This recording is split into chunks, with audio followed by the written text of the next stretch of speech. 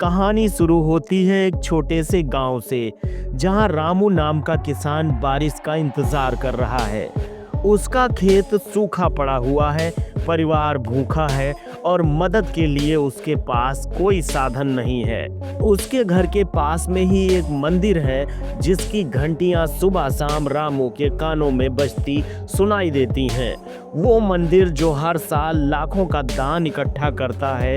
रामू सोचता है, इतना पैसा मंदिर में है, लेकिन मेरी तरह कितने लोग हैं जो भूखे मर रहे हैं। क्या भगवान यही चाहते हैं कि ये पैसा सिर्फ सोने की छतों पर और बड़े आयोजनों पर खर्च हो? भारत में लाखों मंदिर हैं, जिनमें से कई के पास करोड़ों का फंड है। उदाहरण के लिए तिरुपति बालाजी मंदिर और शिरडी साईं बाबा मंदिर। इन मंदिरों में भक्त हर साल बड़ी मात्रा में दान देते हैं। यह धन सोने, चांदी, नकद और संपत्ति के रूप में होता है। लेकिन सवाल यह है कि इस धन का इस्तेमाल कहाँ होता है? क्या ये पैसा समाज के उन वर्गों तक पहुँच पाता है जिन्हें इसकी सबसे ज़्यादा ज़रूरत है? देखा जाए तो मंदिर में जमा धन जनता का है और इसे भगवान के नाम पर दिया गया है। तो क्या भगवान ये चाहते हैं कि यह पैसा गरीबों की मदद में ना लगे? आज के वीडियो में आइए इसी पर बात करते हैं। नमस्कार दोस्तों, स्वागत है आप सभी का आपके चैनल द रिसर्च पर। अगर इतिहास को देखें तो मंदिर सिर्फ पूजा का स्थान नहीं थे, वे शिक्षा, स्वास्थ्य और समाज सेवा के केंद्र भी थे। प्राचीन समय में गुरुकुल मंदिरों से जुड़े होते थे, जहां मुफ्त शिक्षा दी जाती थी।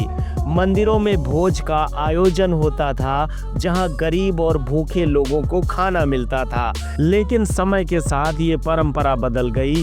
अब मंदिर केवल पूजा के लिए सीमित रह गए और उनका धन अक्सर धार्मिक आयोजनों और सजावट पर खर्च होता है। जब मंदिर मस्जिद के धन का मुद्दा उठता है तो धार्मिक भावनाएं आहत होने लगती हैं। कुछ लोग कहते हैं कि ये पैसा भगवान का है और केवल इसे मंदिर के कामों के लिए ही इस्तेमाल किया जाना चाहिए। लेकिन क्या भगवान की सेवा का मतलब सिर्फ उनकी मूर्तियों को सजाना है? क्या गरीब की मदद करना भगवान की सच्ची सेवा नहीं है? ये सवाल हर धर्म और हर इंसान के दिल में भी उठना चाहिए। सोचो, अगर मंदिर मस्जिदों का धन शिक्षा, स्वास्थ्य और रोजगार जैसे क्षेत्रों में लगाया जाए तो समाज को कितना फायदा हो सकता है। भारत में अभी भी लाखों बच्चे स्कूल तक नहीं जा पाते क्योंकि उनके पास फीस भरने तक के पैसे नहीं हैं। मंदिरों का फंड इन बच्चों को मुफ्त शिक्षा देने में मदद कर सकता है। ग्रामीण भारत में स्वास्थ्य सुविधाएं बहुत खराब हैं। अगर मंदिरों का पैसा अस्पताल बनाने और मुफ्त इलाज में खर्च किया जाए तो हजारों जिंदगियां बचाई जा सकती हैं। मंदिरों का पैसा छोटे उद्योगों और स्टार्टअप्स को बढ़ावा देने में भी इस्तेमाल हो सकता है। इससे न केवल रोजगार बढ़ेगा बल्कि देश की अर्थव्यवस्था भी मजबूत होगी। कई बार मंदिर प्रशासन पर भ्रष्टाचार और धन के गलत इस्तेमाल के आरोप भी लगते हैं। अगर ये पैसा ट्रांसपेरेंसी के साथ जनता की भलाई में लगाया जाए तो इससे मंदिर की साख भी बढ़ेगी और समाज को भी फायदा होगा। दुनिया के कई देशों में चर्च, मंदिर, मस्जिद और गुरुद्वारे समाज की सेवा के कामों में सक्रिय भूमिका निभाते हैं। वे गरीबों को खाना खिलाने, शिक्षा देने और स्वास्थ्य सेवाएं प्रदान करने में मदद करते हैं। भारत में भी कई गुरुद्वारे लंगर के माध्यम से लाखों लोगों को खाना खिलाते हैं। क्या मंदिर भी इस दिशा में कदम नहीं बढ़ा सकते हैं? यह मुद्दा सिर्फ मंदिरों और सरकार का नहीं है, यह पूरे समाज की जिम्मेदारी है। हमें ये समझना होगा कि मंदिरों का पैसा समाज के भले के लिए है और इसे सही दिशा में उपयोग करना हमारा कर्तव्य है। कई मंदिर पहले से ही समाज सेवा के काम कर रहे हैं।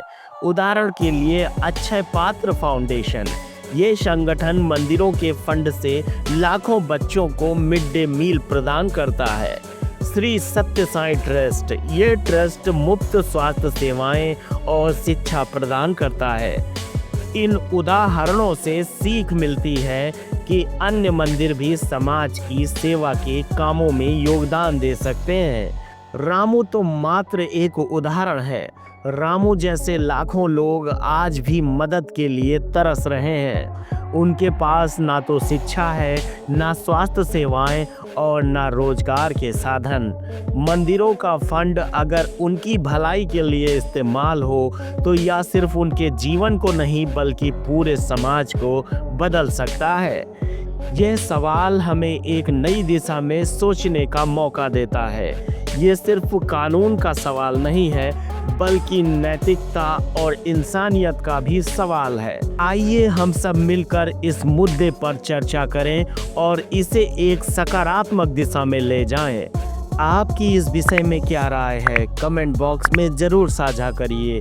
भगवान की असली सेवा तब होगी जब हम ज़रूरतमंदों की सेवा करेंगे।